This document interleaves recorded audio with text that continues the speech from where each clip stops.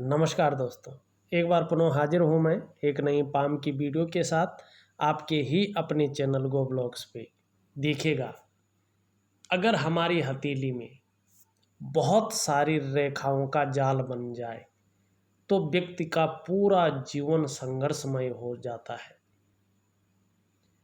और व्यक्ति मानसिक रूप से बहुत ज़्यादा परेशान हो जाता है और लाख कोशिशों के बाद भी वो सुख की प्राप्ति नहीं कर पाता है जो सुख व्यक्ति को चाहिए होता है।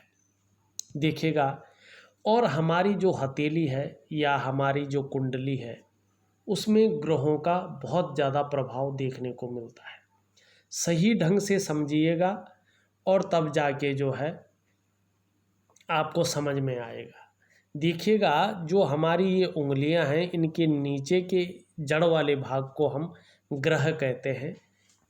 इनका बहुत ज़्यादा उभरना या बहुत ज़्यादा दबा होना ठीक नहीं होता है, लेकिन ये अपनी अच्छी स्थिति में हैं और वहाँ पे बहुत सारी रेखाएं इनको काट रही हैं, तो ये भी ठीक नहीं होता है। इसमें जीवन में नेगेटिव प्रभाव पड़ता है और जिस ग्रह का नेगेटिव प्रभाव हमारे जीवन में पड़ता है उससे संबंधित परेशानियों का सामना हमें करना पड़ता है। यहाँ पे जो आपका अंगूठा है, सबसे पहले मैं आपके शुक्र पर्वत को देख रहा हूँ, क्योंकि आपकी जो सवालात हैं वो शुक्र से संबंधित हैं, मंगल से संबंधित हैं, बृहस्पति से संबंधित हैं और आपके जीवन में जो समस्याएं हैं वो भी इन्हीं ग्रहों से संबंधित यहाँ पे दिखाई दे रही है। अंगूठा है जो पहला फैलेंज है वो बहुत सुंदर है, नुकीला है, लंबा है। जीवन काल में इच्छा शक्ति की कोई कमी नहीं है, बहुत सारी इच्छा शक्तियाँ हैं आपके जीवन में, बहुत अच्छी इच्छा शक्ति यहाँ पे दिखाई दे रही है। दूसरी बात, एक अच्छी बात भी है, ये दूसरा फैलेंज अच्छा खासा लंबा है, तर्क शक्ति बहुत सुंदर है, अपनी बात को लॉजिकल तरीके से रखते हैं, प्रभावशाली तरीके से रखते हैं और दूसरों को समझाने में भी जो है माहिरता हासिल है, अच्छी तरह से लोगों को समझा सकते हैं। और वहीं आपकी जो है बुद्ध की उंगली भी कहती हुई नज़र आ रही है कि कम्युनिकेशन स्किल्स में बहुत सुंदर है, वाणी की शक्ति बहुत सौम्य है, एक आकर्षण करने वाली, आकर्षित करने वाली वाणी है और अपनी हितों की रक्षा करने वाले भी है। अंगूठे के दोनों पोरों के बीच में एक सुंदर यौ का चिन्ह यहाँ पे बनता हुआ दिखाई दे रहे, भावुक भी है, खास तौर पे चंद्रमा भी बहुत सुंदर है, खूबसूरत है, एक दिव्यता लिए हुए यहाँ पे दिखाई दे रहा है, बहुत नाजुक हृदय के होंगे, भावुक होंगे। और एक चीज़ बहुत अच्छी है, आपको या तो मिल गया होगा या अब मिलेगा, लेकिन अपने कमाए हुए पैसों से अपने घर का सुख प्राप्त होगा। दूसरी बात, आपने एक प्रॉपर्टी का मामला भी पूछा था, आपकी जो मस्तिष्क रेखा है और जो आपकी भाग्य रेखा है उससे एक मस्तिष्क रेखा पे त्रिभुज बनता हुआ दिखाई दे रहा है। इस तरह से अगर हम सही से जो है यहाँ पे देखा जाए तो इस तरह से एक सुंदर सा जो है त्रिभुज बनता हुआ दिख रहा है और मस्तिष्क रेखा पे त्रिभुज बने तो पैतृक संपत्ति की प्राप्ति होती है, या तो जो है जहाँ से आपको संपत्ति मिलनी है निश्चित तौर पे मिलती हुई यहाँ पे दिखाई दे रही है और एक से ज़्यादा संपत्ति यहाँ पे दिखाई देती हुई नज़र आ रही है, पैतृक संपत्ति आपको मिलेगा। और इसके नीचे के इस भाग को हम शुक्र का पर्वत कहते हैं और देखिए कला है, सौंदर्य है और सुंदरता है, इन सभी चीज़ों के लिए और जीवन में सुख बहुत ज़रूरी चाहिए होता है, सुखद जीवन के लिए हथेली में इसकी अत्यंत आवश्यकता होती है। आपकी हथेली में शुक्र पर्वत दिव्यता ली हुई है, खूबसूरत अवस्था में है, ये अच्छा है। यदि शुक्र जो है बहुत खूबसूरत अवस्था में होता है और ऐसी दिव्यता लिए हुए होता है, तेज लिए हुए होता है, तो व्यक्ति भी बहुत तेजस्वी होता है, आप तेजस्वी होंगी, आपका चेहरा भी बहुत सुंदर होगा, सुंदरता और आकर्षण आपके अंदर विद्यमान होगा। नई चीज़ों के प्रति रुझान रखने वाले व्यक्तित्व आपका यहाँ पे दिखाई दे रहा है। और अपनी पर्सनैलिटी को, अपनी व्यक्तित्व को निखारता हुआ ऐसे गुण आप में है, शुक्र देता हुआ दिखाई दे रहा है। क्योंकि शुक्र ग्लैमर को अट्रैक्ट करता है, चमक बनाए रखता है, सुंदरता रखता है, चेहरे मोहरे को भी सुंदर रखता है और व्यक्ति को सजने और संवरने का भी अच्छा खासा शौक रहता है। लेकिन एक चीज़ यहाँ पे है, ये बृहस्पति से बहुत ज़्यादा बली अवस्था में है और बलीहीन ही दूषित अवस्था में भी दिखाई दे रहा है। और देखिएगा, यहाँ पे समझने की कोशिश करिएगा, शुक्र अगर बहुत ज़्यादा बली हो जाता है तो नेगेटिव प्रभाव जीवन में देता है। शुक्र अगर अत्यधिक विकसित हो जाता है, जैसे आपका यहाँ पे देखो बहुत ज़्यादा फूला हुआ दिखाई दे रहा है, यहाँ पे अगर हम देखेंगे बहुत ज़्यादा इस स्थान पे फूल रखा है, ये शुक्र का पर्वत है। ज़रूरत से ज़्यादा तो ये जातक को भोग की ओर ले जाता है, अपने से विपरीत के प्रति सदैव, चाहे वो किसी भी तरह का हो, ये मन में जो है भोग संबंधी विचार उत्पन्न कराता है, भोग संबंधी निरंतर विचार रखता है। दूसरा, शुक्र अगर इस तरह से एक दूसरे से कटी हुई रेखाएं इसमें हो, शुभ नहीं माना जाता है। ऐसी स्थिति में व्यक्ति को मानसिक परेशानियों का निरंतर सामना करना पड़ता है। व्यक्ति का जीवन, चाहे वो महिला हो या पुरुष हो, संकटों और कठिनाइयों के बीच गुजरता है। अत्यंत मेहनत के बाद भी अभाव में ही ऐसा व्यक्ति जीता है। अगर हथेली का शुक्र पर्वत इस तरह से बहुत ज़्यादा उठ जाए और नेगेटिव प्रभाव दे ऐसी स्थिति में है, तो ये जानिए जीवन में सुख पाना बहुत कठिन होगा। आप लाख प्रयास कर लें, आप जीवन में सारे साधन होने के बावजूद सुख की प्राप्ति नहीं कर पाएंगे। ये निरंतर है। क्यों? देखिएगा, जो ये शुक्र है ना, इसको समझने की कोशिश करिएगा। आपके जीवन में सबसे ज़्यादा प्रभाव ये शुक्र ही दे रहा है। ये शुक्र है ना, ज्योतिष में इसे आचार्य कहा जाता है, गुरु कहा जाता है। क्योंकि पौराणिक जो मान्यताएं हैं उनके अनुसार ये शुक्र महाराज जी दैत्यों के गुरु हैं। निश्चित तौर पे गुरु हैं तो इनके अंदर एजुकेशन की क्वालिटी है, निश्चित तौर से ये गुरु हैं तो इनके अंदर गुरु होने की सामर्थ्य भी है। और देखिएगा, शुक्र हमारे जीवन में सलाह देने का कार्य करता है, इसीलिए इसे ज्योतिष में गुरु कहते हैं। दूसरा, आपको जीवन में जैसा भी सुख हो, अच्छा हो बुरा हो, जैसा भी हो, इसके पीछे शुक्र होता है। चाहे वो शारीरिक सुख हो, चाहे वो मानसिक सुख हो, बिना शुक्र के सुंदर और पुष्ट हुए हथेली में सुख नहीं मिल सकता है। और तीसरी बात, वैवाहिक सुख। शुक्र को कलत्र कारक कहते हैं, मानी मैरिटल लाइफ का मालिक इसे ही मानते हैं।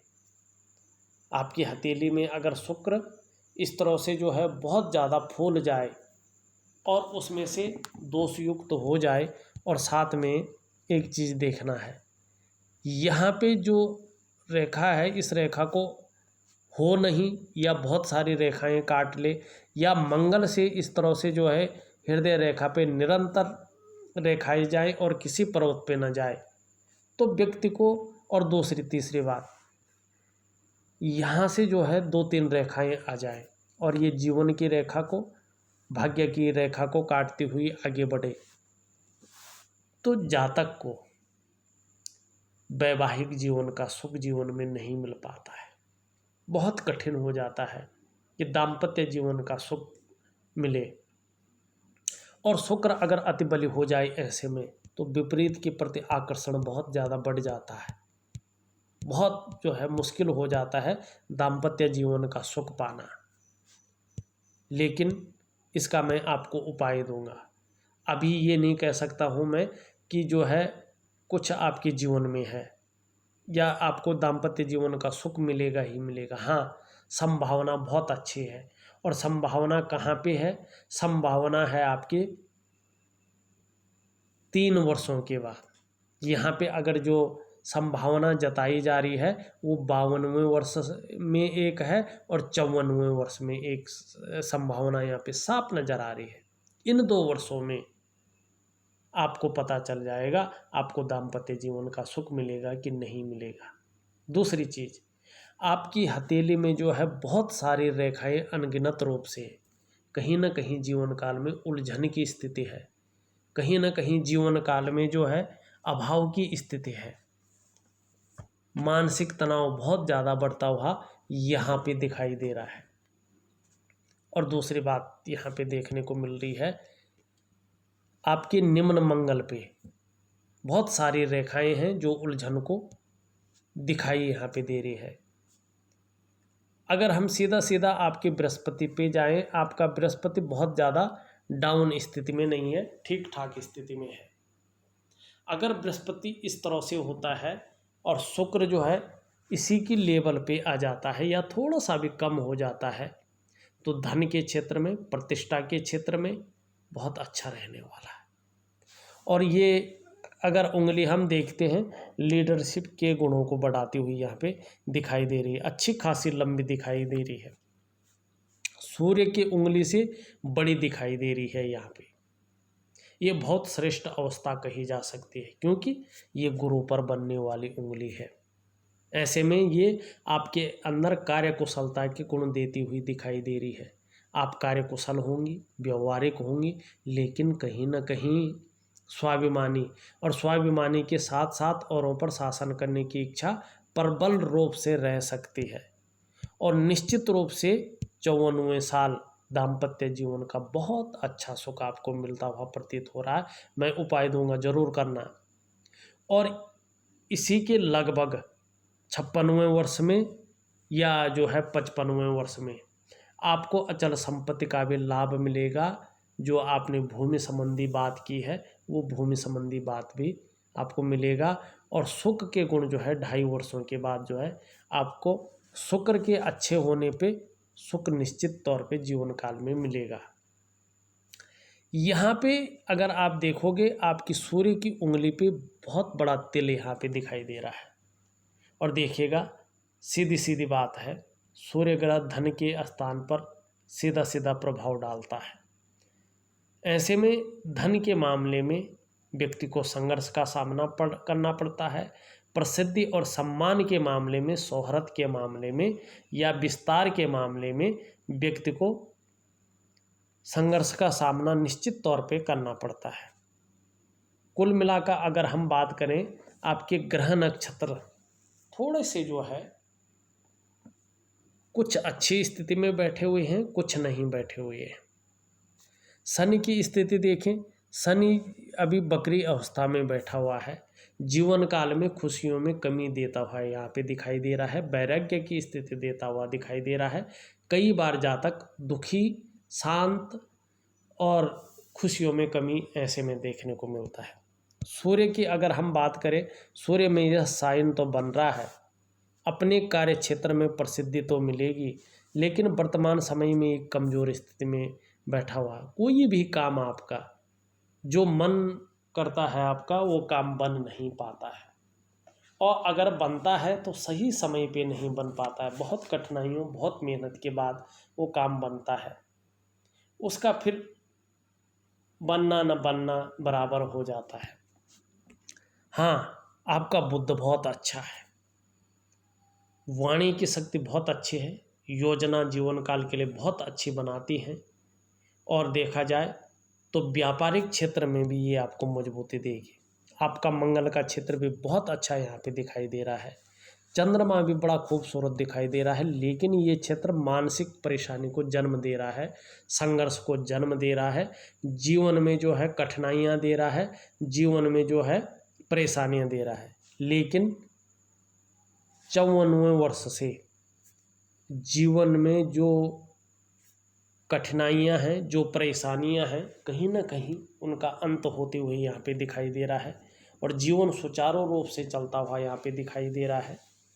और जो आपका सोचा हुआ है, जो आपके मन में पिक्चर बैठी हुई है, और जो आप योजना बना रहे हैं, 99% जो है उसमें कामयाब होती हुई आप दिखाई दे रहे हैं। और बहुत सुंदर समय आगे का रहेगा, इस ओर जो है आपकी हथेली इंगित करती हुई दिखाई दे रही है।